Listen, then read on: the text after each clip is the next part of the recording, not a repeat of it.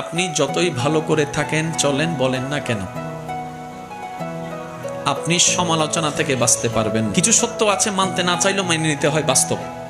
আপনি যতই ভালো করে চলেন, করেন, থাকেন, বলেন না কেন, সমালোচনা, বদনাম থেকে আপনি কখনো বাঁচতে পারবেন না।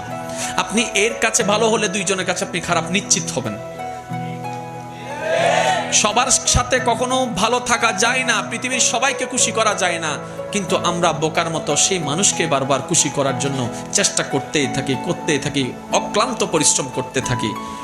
শ্রদ্ধার সাথে বলি, মানুষকে নয়, ওই মানুষের রবকে খুশি করার চেষ্টা করা দরকার।